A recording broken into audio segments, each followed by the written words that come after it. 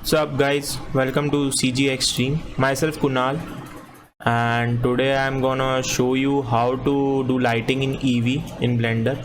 So let's get started. Actually, Blender has two types of light rendering engine. One is Eevee and the other one is Cycle. Eevee is basically a real-time engine just like we use in gaming engine like Unreal and Unity, and Cycles is type of Arnold or V-Ray which we use in Maya and Max. It's offline render which uses your CPU or GPU. See, it's taking a lot of time. It requires a high-end GPU and CPU to render. See, you can see it's taking a lot of time, but Eevee renders it instantly. And I have 1050 Ti and my specs are i5 7th generation. So it's, I think now at this time it's a medium range PC. So you can see the lighting is quite good, and I have modeled this before to make the workflow quite easier. You may see a lot of mistakes like this is just missing, and all of this is modeled by using array modifier. My aim was to just show you how does lighting works in Eevee, so I have to make an environment. So I decided to go with a sci-fi tunnel. See, you can see these grills. Yes, let me switch it to this view.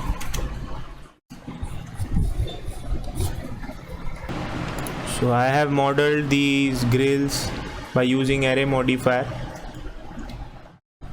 Yes, so basically Eevee works a kind of a way which renders the thing instantly, which requires quite of typical lighting, because in Cycle you just have to put a area light or spotlight or sunlight and boom, it gives you result. But in Eevee you have to bake lighting to get proper results, and you have to play with these settings like ambient occlusion, bloom, screen space, reflections, and if you are using volumetrics then play with volumetric lighting, volumetric shadows. But in this scene I'm not using any kind of volumetrics, it's just a simple lighting based scene.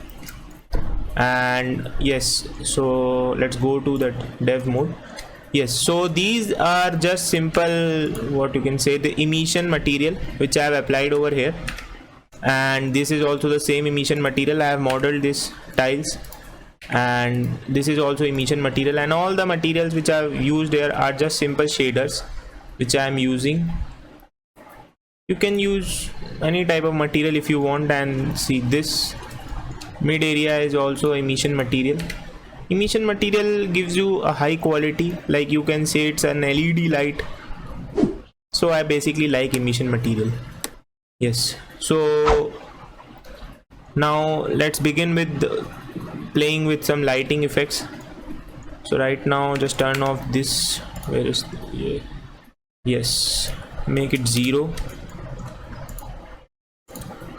Always mind that while doing lighting with Eevee, you should first give some light by using a normal area light or sunlight. Don't first start with using that emission material, because it makes lighting quite typical and the results will not be a quality.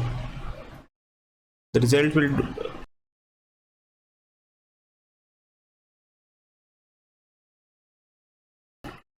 so I'll put a area light over here. Let's switch to wireframe, it makes it easier to do. Yes, switch solid once more. Yes, scale it x-axis, then switch to top mode, wireframe, scale it y-axis. Yes, I think this much area will be quite good, but if you want more depth, just increase it. Yes, you can see. Yes, so now switch to Eevee. Now you can see this. I've baked where is this? Delete lighting cache. I baked that lighting earlier and I forgot to delete it, so you can see there is no light in the scene now. Yes, switch it to 500, check. Yes, you may see a little light. Switch to 1000, you may see a little more. 2000, I think 2500 will be good enough. Yes, it's good enough, but I think it's more, or I should just increase the length. Yes, I think it's quite good, but it's giving a lot of reflection over down, so I think I should move it a little bit down. Yes, this would be good, or no? Yes, this would be fine. Just decrease it to 2000, or I think 1500 will be 1800. Yeah, cool. You just have to play with lighting until you get the results. So I think it's pretty cool at this stage. Yes, so now screen space reflection. So screen space reflection is basically a mathematical value, you can say it like it calculates how much reflection is being there, how much reflection is there in the scene. It just calculates and enhances it. It's a part of EV. You won't see it in cycles.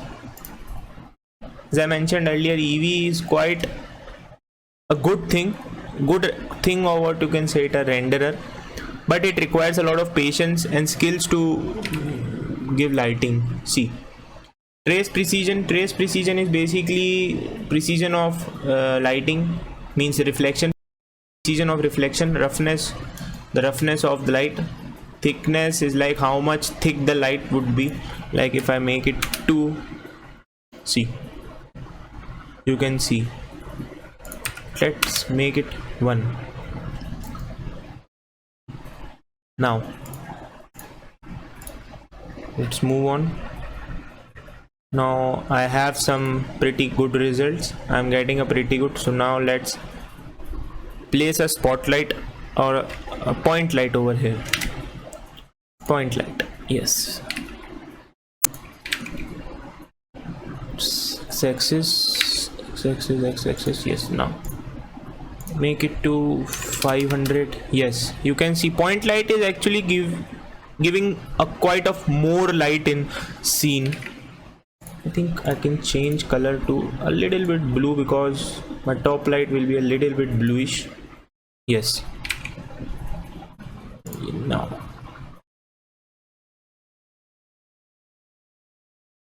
let's make it to 800.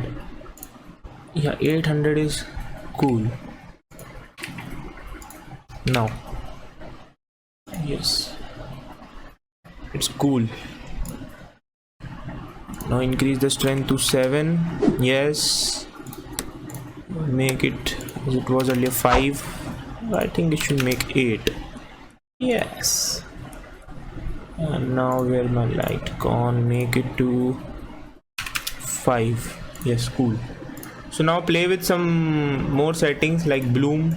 Bloom gives a shiny type of thing in light, means a bloom.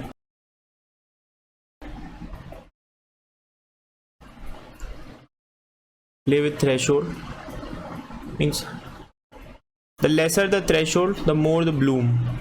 Radius of bloom, color of bloom. I'll not play with these settings because I find it good. Screen space reflections, I have not used any volumetrics over here. Yes, so now let's come to shadows. Before baking, just take a look to these settings also. Shadows, you will get means my shadow quality is set to 2K, but you can set to 4K or 1K also. This is just a quality of shadows which you will get after baking.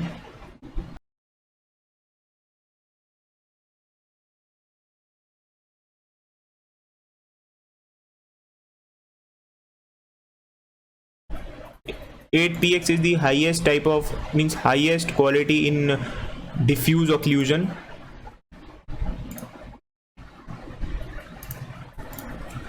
See, if I will set it to 64, you will not see any result over here, but you will see these results after the baking of irradiance volume.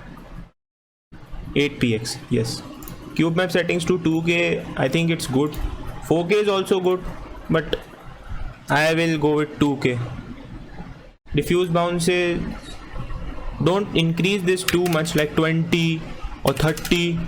It will just make your file too bulky after baking. So I'll just set it to 8. You can go with 10 also. This cube map and irradiance will tell you later. So now just come switch it to yes. So now just move on to irradiance volume. Irradiance volume, yes.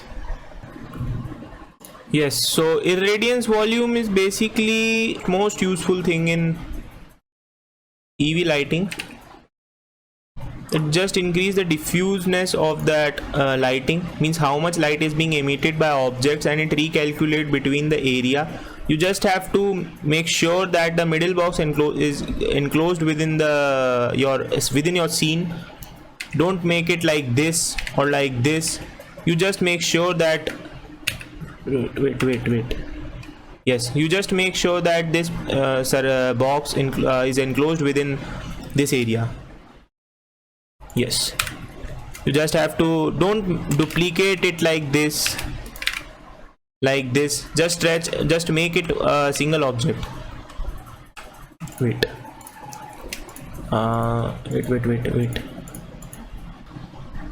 so I think it's being duplicated, and yes, there was a copy.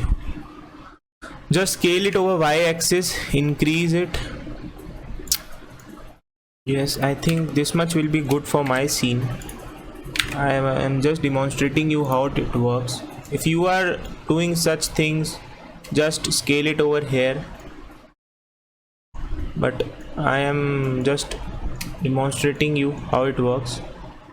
So now yes, just come to irradiance volume settings, make resolution to 8 and 8. Now you may ask, what is this? It's just the diffuse light bounces over here. See, you can see these yellow dots. These are just light bounces. See,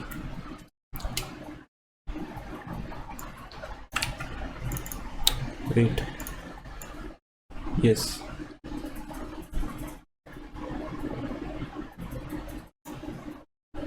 don't increase it more than 10, or 10 is also a higher value for me. I think it's higher, and just make it lower here, like 8 or 7 will be good. I think 8 is too much. It just recalculate the lighting in the scene and enhance it more, like this. Now just yes, now just place some cube map, reflection cube map. Yes, these are means this is reflection cube map is yes. Now reflection cube map is basically a tool which calculates the reflection in the object, and it also enhances it. These are all tools which are used in, no, there's no need over here. Yes, I think it's good. Just duplicate it. Yes, just duplicate it. Also, please make sure the inner circle is enclosed within the scene.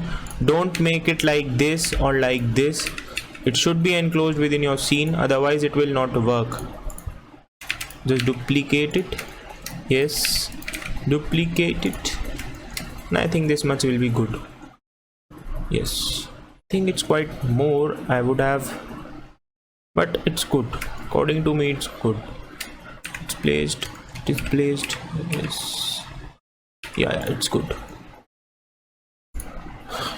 Check it once.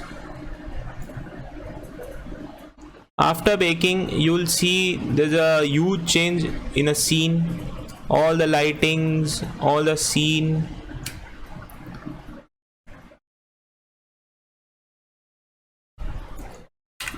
So now let's go to baking settings. Wait, let me tell you some more thing. If I've missed anything, I'll tell this later. Display settings. Just now bake it. So yes, after the baking, you can see the light is spread all over the area. It just recalculates the value of light and reflection. Cube map recalculates the value of reflection. You can see how much reflection is being passed from the emission. You can see it in this. So I was talking about this cube map size, which you can see after the baking process. See, You can increase it. It's just for a display purpose, it doesn't get rendered. See, earlier the light was being not processed all over the area. These area were dark and these area were too dark, but right now it's deposited all over the scene uniformly. You can see the difference. See, you might see that this is just a image, it doesn't look realistic. See, after the final rendering, there's a thing named post composition, which is very necessary for a 3D animator or a modeler to do after his render.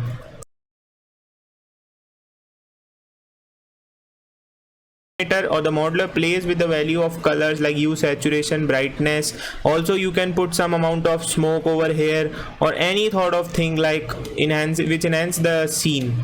So it's just a part of post composition, but I literally found it very useful, and I recommend you to do it in every scene or every model or every render which you do. Earlier I was not aware of that thing, so my my output was like, it's just a simple thing, that it was not much like realistic. But when I became aware about that post composition, I was like, wow, this is such a thing which is very useful in my renders.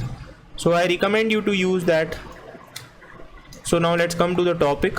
As you have seen, now let's come to irradiance size. Yes, so that irradiance volume which we bake, you can see these things. You can easily see these things like these spheres and red spheres, blue spheres. Now what are these? These blue spheres show the amount of blue light in our scene. Like, see this, it's just recalculating how much light is being possessed all over the scene. See, let's make it a little smaller. 0.2 will be good. Yes, now see, here it's showing red color because there's a red light. Is blue because it's calculating blue light. See, it's blue here. That means the blue light is coming from the top to bottom, and you can see it's slight fading in color because of this white light. So this is what irradiance volume and cube map plays. It just recalculates the value of lighting and reflection all over the scene and enhances it. So it's a very important thing to do in lighting to make it photorealistic. See, now it's looking quite good according to me. See, and diffuse occlusion to 8 pixels. You might think that 64 pixel gives a high quality, like it's 64 and it's 8, but it's not. It's opposite. 8 gives the highest value and it takes highest time of rendering and baking. And 16 a slight less, 32 a little less, and 64 takes a very little. But you can easily differentiate between the quality between 8 pixels and 64 pixels, as you may get a little low quality at 64. Little low means high, very low quality at 64, but 8 pixels gives a very high quality, most high quality. And now you can play with some curves. You can also do it in that settings, post composition. So I think here it ends my tutorial, and I know my English is quite not good, so sorry for that, but I think I will improve it in further tutorials. You can play with some depth of field if you are getting a final renderer, and leave it. Screen space reflection, I told you. Bloom, threshold, yes. Ambient occlusion. Just now final do it a render and take it to composition setting in Blender and just enhance. I'll make a separate tutorial for composition purpose also, that how you can do composition. So that's it. Thank you.